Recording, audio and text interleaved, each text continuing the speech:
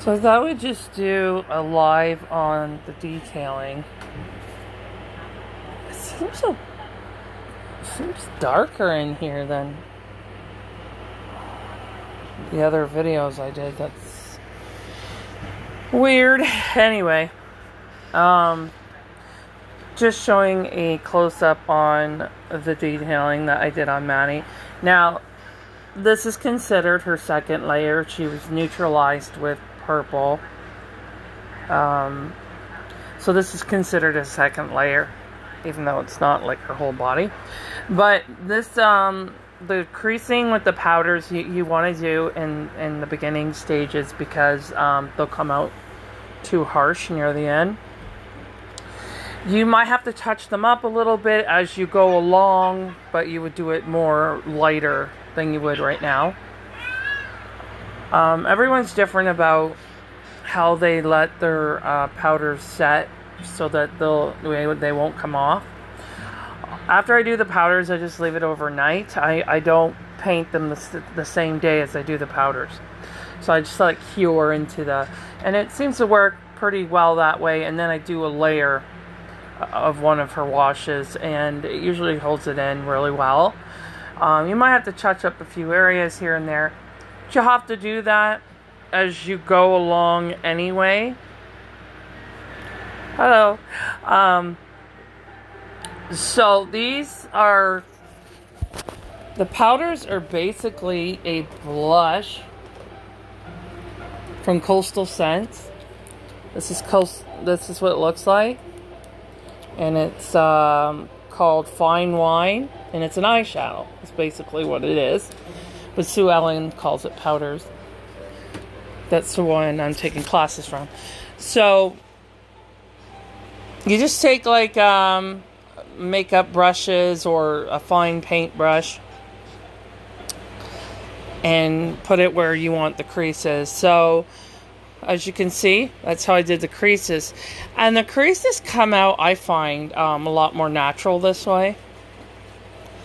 I've done this with one other Maddie. Was it? Yeah. No, not Maddie. Saskia, sorry. And here's the creases there. So that's her one leg. Oh, I didn't show you her toes, sorry. And there's her toes. And this foot is not as detailed as the other foot. So on this foot, you see her creases in there. And on the back where her foot is pushed up, or her toes are pointed down, you can see where the fat rolls are here. And I did those creases. You don't want to do every little tiny crease because you don't want to over crease. But for the ones that are very strong, you want to go deeper. Now, I did one here, but I did it a little lighter because it's not a deep crease.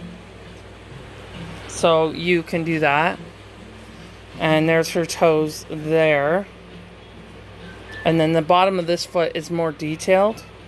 So you can really see the creasing there. The details on her is so amazing. And you can see on her arm here the creasing details.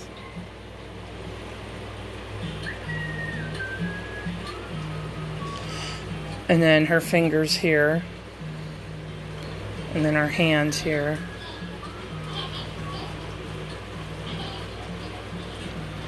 And then here's her other arm. Creases here, fingers, and then her hand in there around her wrist, and then up there on her hand there. I don't know why this looks so dark when it's a bright room. And then here's her face. I just did around the eyes and above the eyes here, and I did her lips, inside her nose, and on the sides of her nose. Under her neck, under her chin, her little cleft. I did just a little bit in the ears. I do more of that later because it's just going to get washed out anyway. And then on the back of her neck, she's got that crease there. But yeah, so she's very early on. She's got a long ways to go, but I don't know how you guys choose to do it with the paint, but with the powders, I do it right after the first layer, so it gives it something to grab onto. For painting, I usually do it after my first set of washes, because I do primary. So after I do my primary washes, then I paint on the creases. But with the powder, I do it in a second, so it'll be blended out by the time, not out, but blended in nicely and even and not look so strong. But yeah, that's how I did it. So I just thought I'd show you more of a closer up than you can see in the pictures. I'm very excited how she's going to turn out with Liquid-X, being that the last Maddie was done in full card. So, and I'm still waiting for my Ultimate Fusion for Levi and Chase. It's stuck in customs right now, so, and I haven't got a notification about Chase being mailed yet, but he is paid off, so I'm just waiting for McPherson to send me a notification that he was mailed out.